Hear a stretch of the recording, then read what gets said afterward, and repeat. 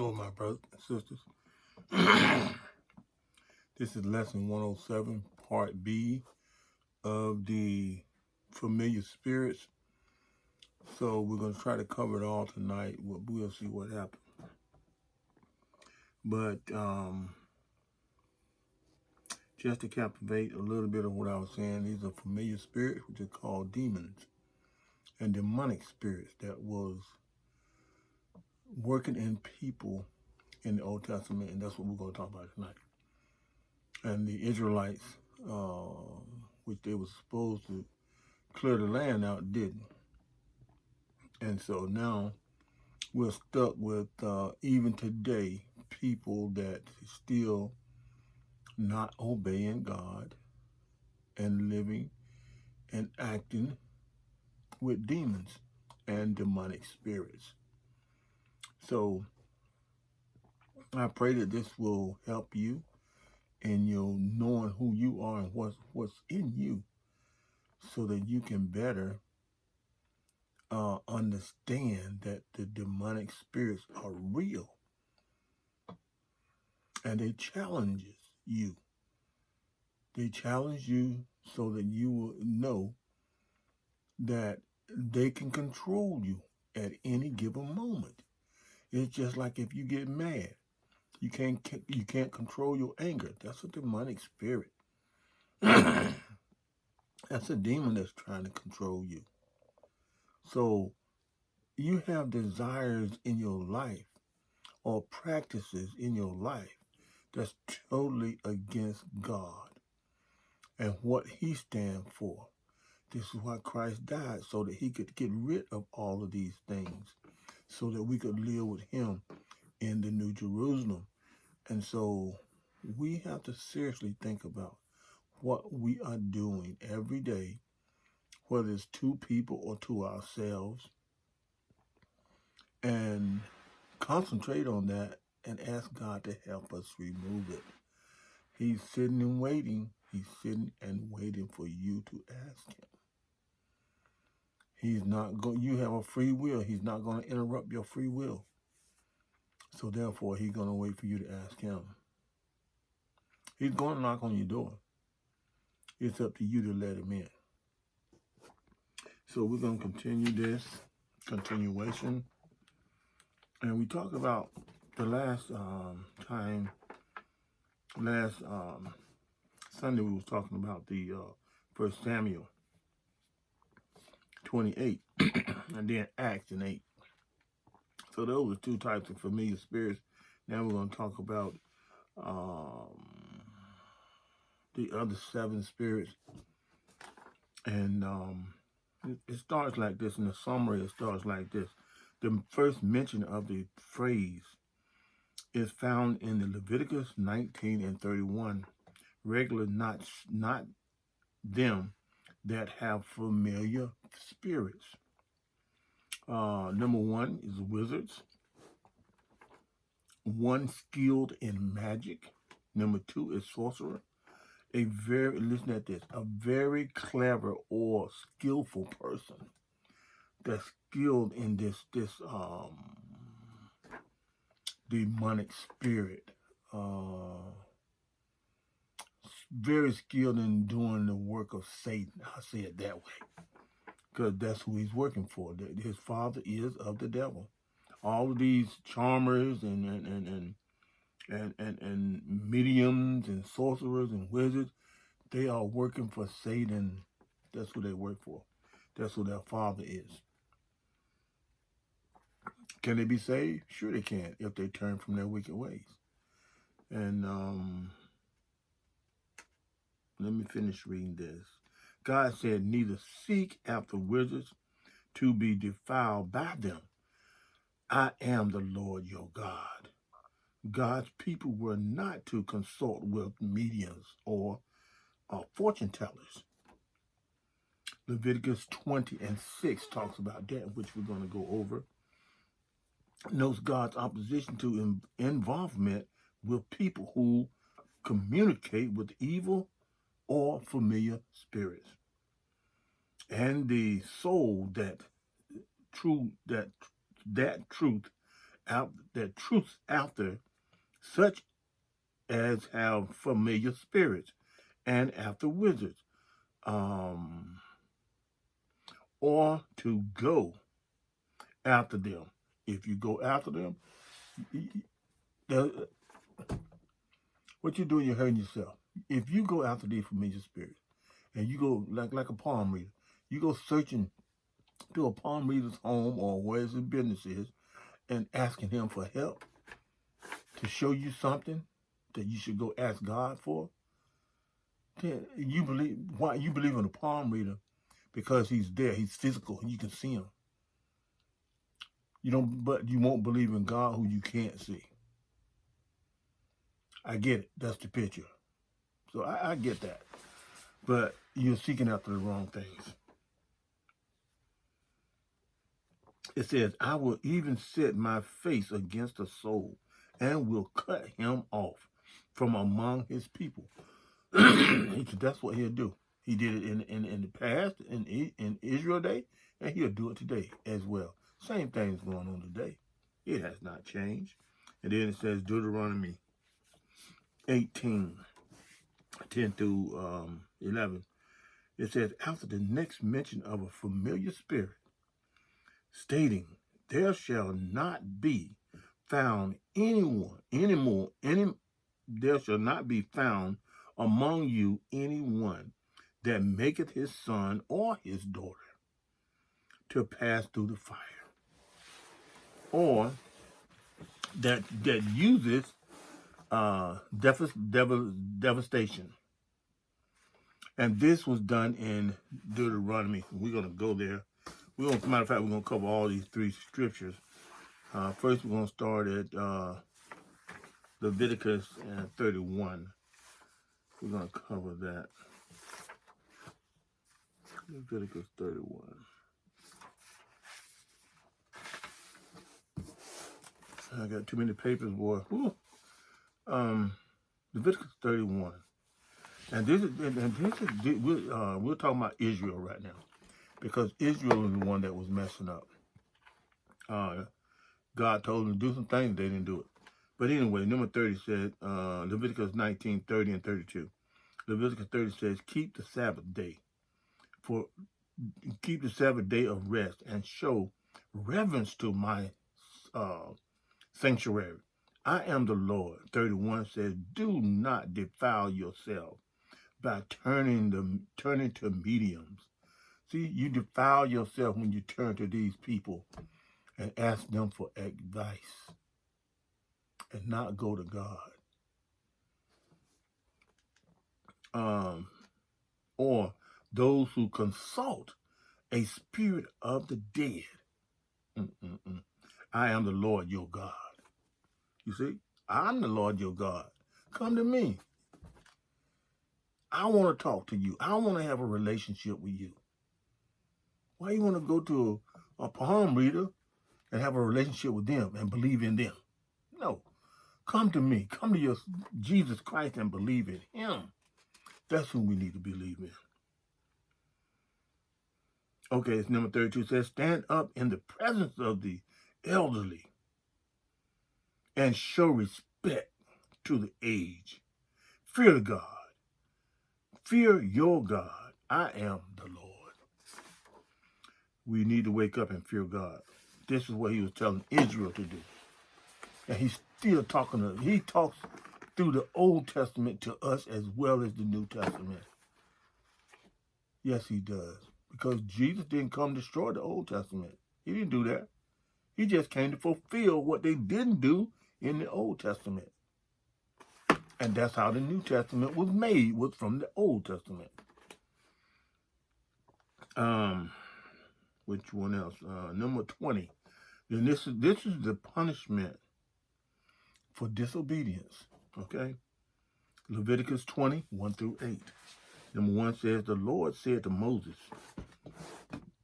give the people of Israel these instructions, which applies both to the natives of Israel and to the foreigners living in Israel. So it's both types. It's referring to both people. If any of them, after their children, offer their children as a sacrifice to Molech, they must be made. No, they must be put to death. The people of the community must stone them to death. What was happening is Moloch was a god that they offered up their own children now to be sacrificed. Their own children.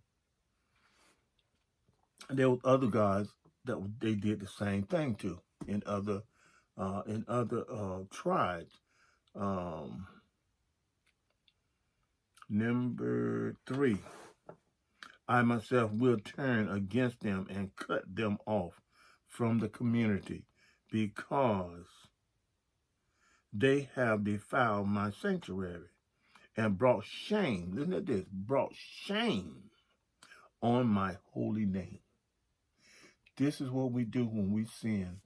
We bring shame to his holy name. We bring shame to his son who came and paid the price for our salvation. We bring shame. You understand what I'm saying? It's just like if you do something in eyesight of your parents, which is totally wrong. You shame them, you see. So you should feel something when you do something wrong. You should feel ashamed of it. I know I do. So everyone should feel something. If you don't feel something, then you need a self-check. You need to check yourself out and see what's going on. Number 5 says, I myself will turn against them and their families and will cut them off from the community. This will happen to all who commit spiritual adultery. This is what happens when you do these things. You go to mediums, you go to witchcraft stuff. This is what happens. He said, I'm going to turn you off. You commit spiritual adultery against me.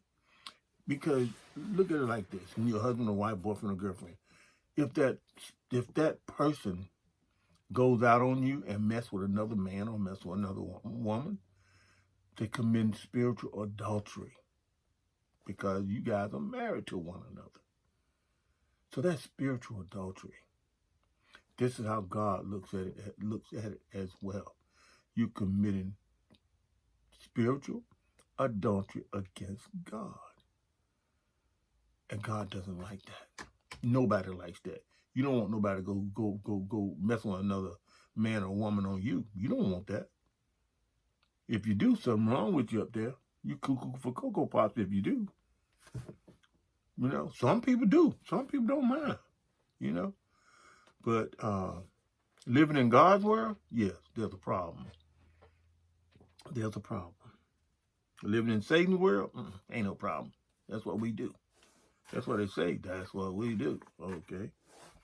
But number 6 says, I will also turn against those who commit spiritual adultery by putting their trust in mediums.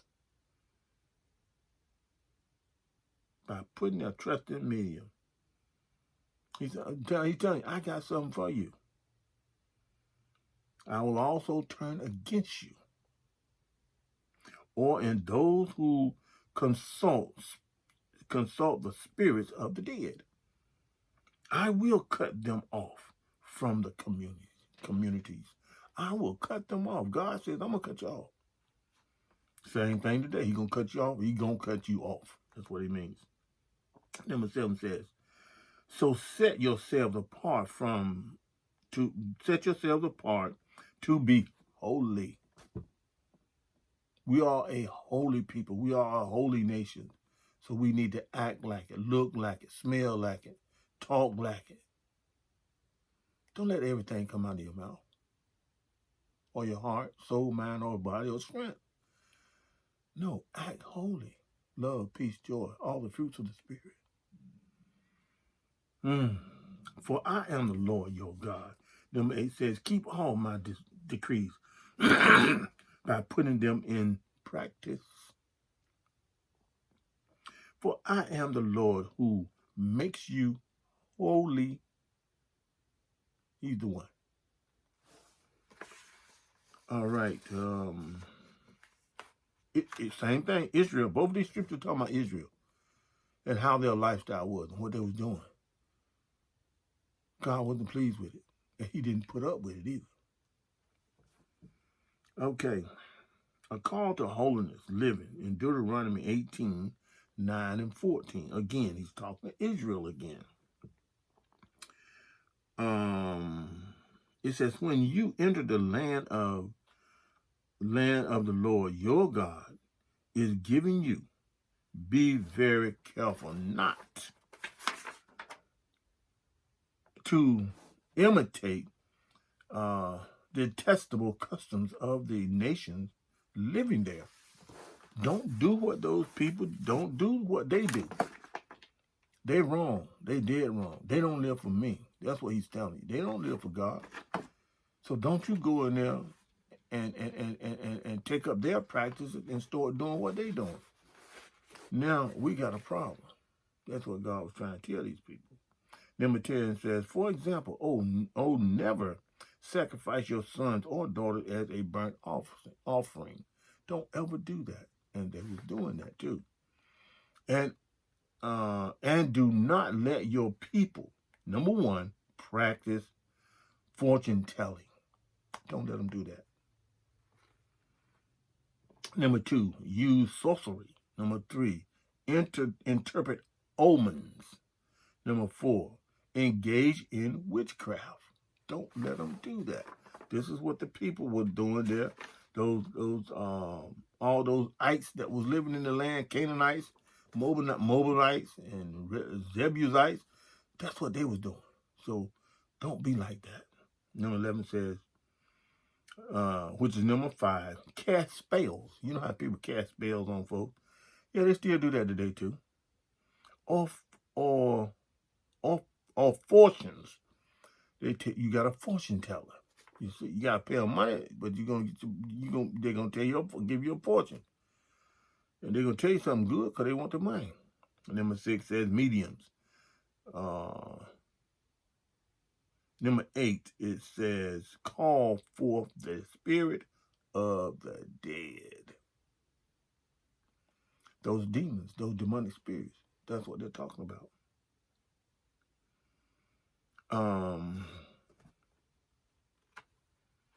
Number 12, anyone who does these things is dislikable, detestable to the Lord. It is because the other nations have done these detestable things to the Lord. Your God will drive them out ahead of you. He did, and he did do it too. Read the Old Testament. He'll tell you he did it. Number 13. But you must be blameless before the Lord your God. Be blameless. Be like Job. He was blameless. Be like Abraham. He was blameless. That's what he's trying to tell you. Number 14 says, the nations you are about to displace consult sorcerers and fortune tellers, but the Lord your God forbid you to do such things. I forbid you to go and talk to the demonic spirits, the very thing that I hate and dislike. I forbid you. He said, I kicked Satan out of heaven, and I throw some of his angels in hell, but some of them still roaming through the earth, trying to kill, steal, and destroy. That's all right. One day, their day is coming too. I'm going to put a stop to that too. Yeah. Then the Lord all the Lord's people who love him, cherish him, obey him, they will live with Christ and God. And then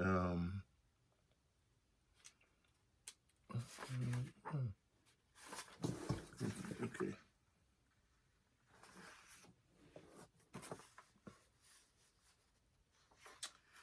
All right. Let me see, what was I? Let's see that. Now let's go down to next is Luke. Oh, this is a good one here. I like this one. We're talking about Luke right here. We are talking about Luke.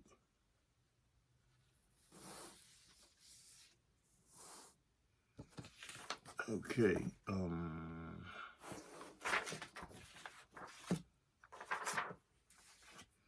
Okay, here we go. It says, it should be noted that the spirit of mediums, conjurers, is not the spirit of the deceased people. This is some interesting stuff. The case of Samuel speaking to Saul was a rare exception. Jesus' story of the rich man and Lazarus in Luke 16:18-31 gives strong evidence of that. Once the people is dead, his soul remains in either heaven or hell. And it says, thus the spirit who communicates with mediums are liking spirits. Anybody that consults mediums are aligning spirits. And you'll see that in 1 Kings 22 and 23. Who deceive people into believing their lost loved ones are communicating with them. That's what Satan. What does Satan do? He's a deceptionist. He deceives you. He wants you to make you think that this is for real, and which is not. It's just a deception. Okay. When grieving parents seek out a media to put them in touch with their dead child. See, this is what happened. They would sacrifice these children. And they were children like 4, 5, 6, 7, 8, 9, 10, you know. These were young kids. These parents got to know these kids and love these kids. But they still were sacrificed. So they went to these media people so that they could talk to their children. But they wasn't really talking to their children. I'll tell you right now. Who deceive people into believing their lost loved ones are communicating with them. When grieving parents seek out a media to put them in touch with a dead child, they don't realize that the spirit who's speaking to them is actually a demon. It's actually a demon. That's who they're talking to. Because see, let me finish it. Any involvement with such practices, including asking mediums for guidance, is strongly warned against it in the Bible. Strongly warned against it. Because see, once you in hell, you in hell. When you in heaven, you in heaven. You see? So there's no coming back to earth and trying to communicate with your loved ones or your dead children. There's no way. God don't permit that to happen. Because everything gonna happen on Judgment Day, and He gonna clarify all that on Judgment Day. Now, oh yeah, I got to read these two here.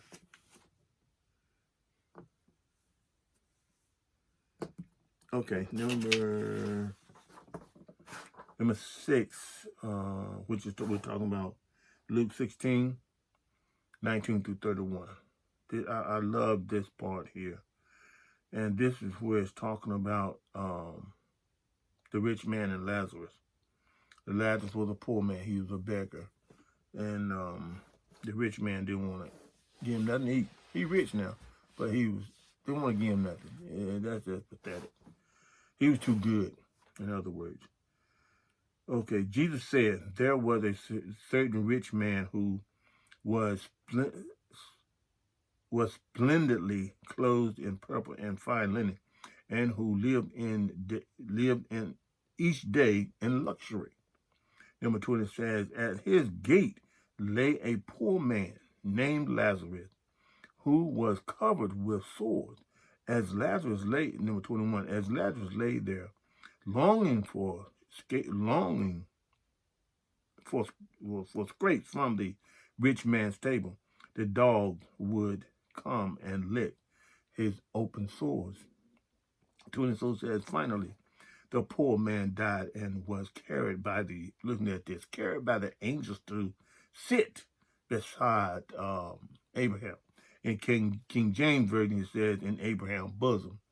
In the which I'm reading the New Living Translation, which it says, he sit beside Abraham. At the heavenly banquet, the rich man also died and was buried. 23. And he went to a place of the dead. Guess what that place was? There is torment. See what I'm saying? There's torment. He saw Abraham. There is torment. And he saw Abraham in the far distance with Lazarus at his side. The rich man shouted, Father Abraham, have some pity. Send Lazarus over here to dip the tip of his finger in the water and cool my tongue. I am in anguish in this flames. I am in anguish in the flames. 25 says, but Abraham said to him, son, remember that. Won't God bring things back to your remembrance? He says, Father Abraham, have. No. But Abraham said to him, son, remember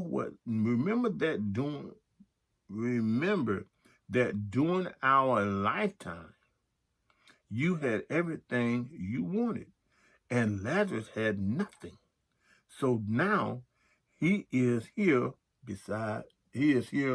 comforted with me.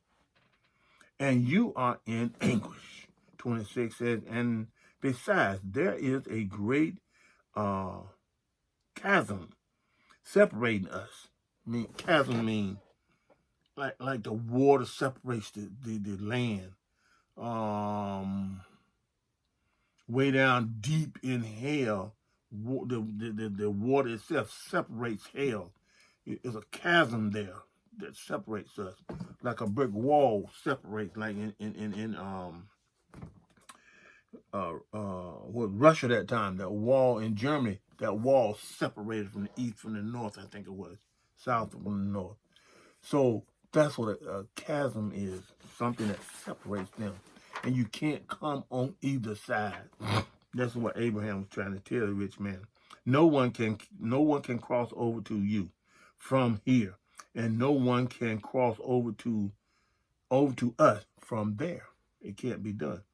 Number 27 said, then the rich man said, please, Father Abraham, at least send him.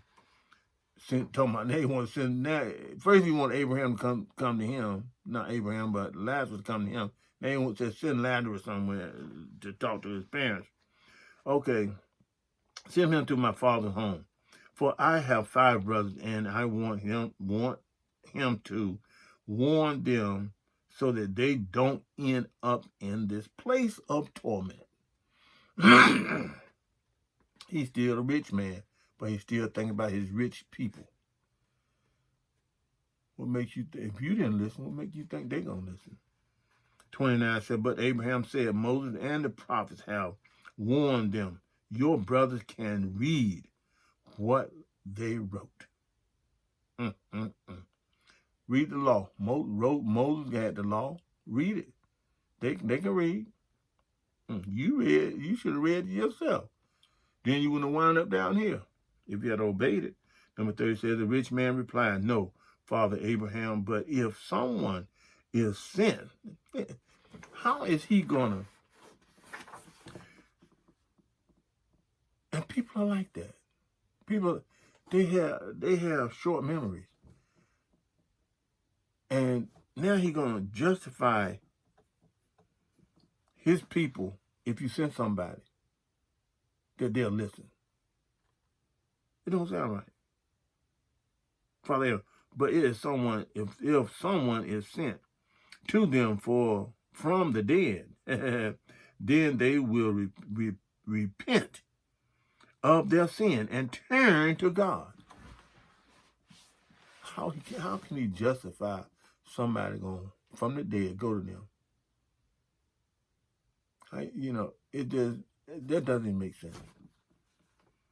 But Abraham said, number 31, Abraham said, if they won't listen to Moses and the prophets, they won't be persuaded even if someone raised from the dead. I mean, it makes sense. How are they going to listen to them and they didn't listen in the first place to the ones that came before them? It just doesn't make sense.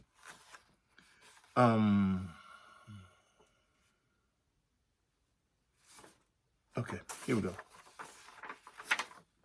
We're looking good.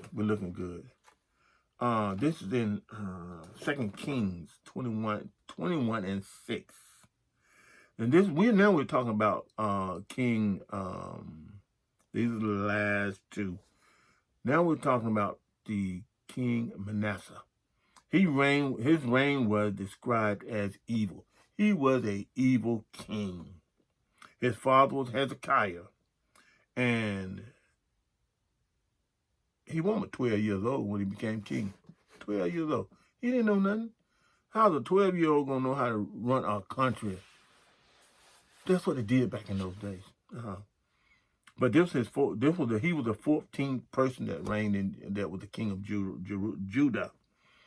And it says here, and he made his son pass through the fire. He made his own sons pass through the fire. He sacrificed them. That's how evil this brother was. Pass through the fire. Human sacrifices was part of a pagan ritual, religion of the Canaanite people who occupied the promised land before the Hebrews conquered it. Worshippers of Baal, worship of Molech, and Asherah, who would sacrifice their own children to their false gods. This meant putting children into a fire to be burned alive. Malek worshippers used a statue of a man with the head of a bull. The people would put a body into the arms of the statue and build a fire underneath it. Then, this is why God told the Jews to completely, listen at this now, wipe out those entire societies. Wipe out every last person. Wipe them out. Because if you don't wipe them out, you're going to have a problem. With you and me, we're going to have a problem if you don't do it. To eliminate their pagan practices forever. Listen at this. They didn't do as they were told.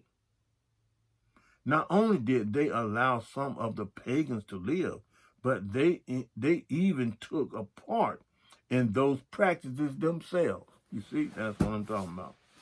So this is how the demonic spirits came in and destroyed some of Israel because they didn't want to listen to God. They wanted to see what that kind of practice was like. Man, you remember that they just came out of Egypt, so they was kind of used to it. So going into Canaan land, they thought, hey, we just like being at home again. You see? Wrong way of thinking. Now let's go to 2 Kings 23 and 24. And this is talking about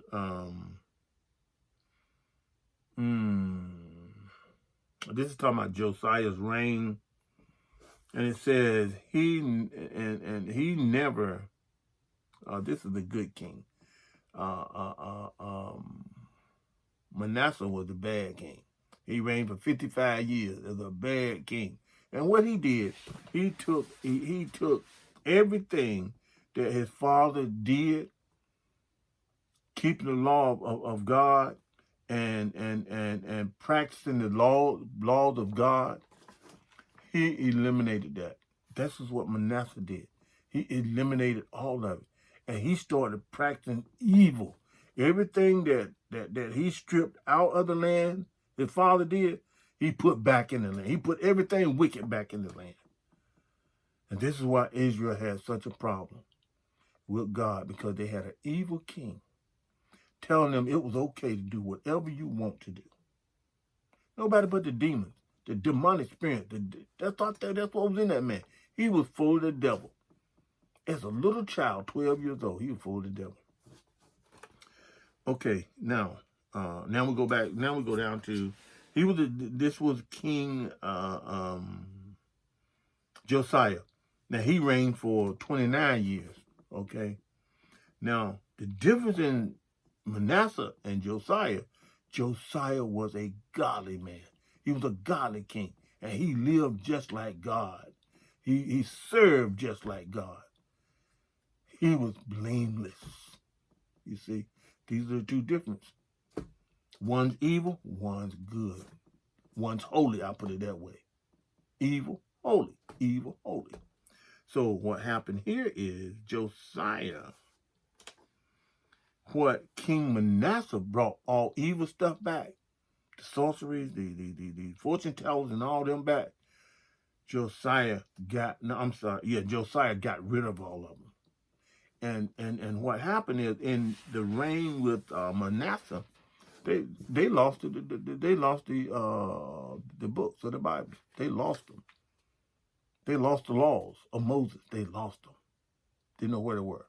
And then when Josiah came on the scene, as in his reign, when he first started, they were searching around in so many places, and this one person found the books. He found the laws of Moses.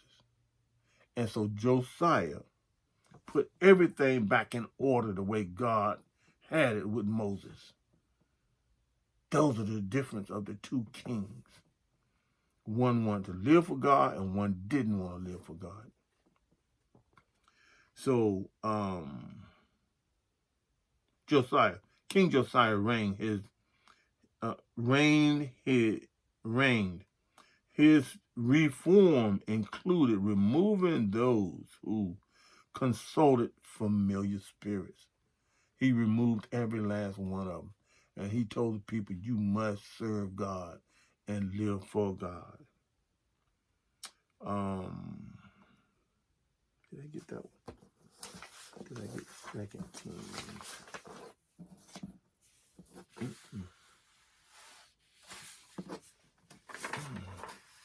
Okay. Messiah. Let me read the Messiah. 2 Kings 21:6. It says that Manasseh also sacrificed his own sons in the fire. He practiced sorcery and divination, and he consulted a medium. And he did much that was evil in the Lord's sight, arousing his anger. He aroused God's anger. Now, I'm going to conclude this. It says that familiar spirits are evil spirits or demons that have no place in the life of a Christian. We are to live by God's Spirit and stand against the spiritual forces of evil as we seek to live for the Lord. And that's in Ephesians 6 and 12. Ephesians 6 and 12. Okay, I'm going to read 10 through 12. It says the whole armor of God. Number 10 says, a final word. Be strong in the Lord and in his mighty power. I mean, you got to go seek God. You got to have a relationship with God. Number 11 says, put on all of God's armor so that you will be able to stand firm against all uh, strategies of the devil. 12 says, for you are not fighting against flesh and blood enemies, but against evil rulers and authorities of the unseen world, against mighty powers in the dark world, and against evil spirits in the heavenly places. He's telling you right now, those spirits are all over the place. You never know when you're going to meet them or what's going to happen, but you got to watch out for them. And that concludes the familiar spirits. We did finish it, so I thank God for that. And I hope you got a good understanding out of it. But if you don't, just go through those scriptures and just read them for yourself. There's much more that you can really read. But what I generally do is read the whole chapter. Every scripture that I have, I read the whole chapter so I can get the full understanding of it. And that's what you have to do as well. So I thank you. God loves you and I love you. And until we meet again, all right, God bless.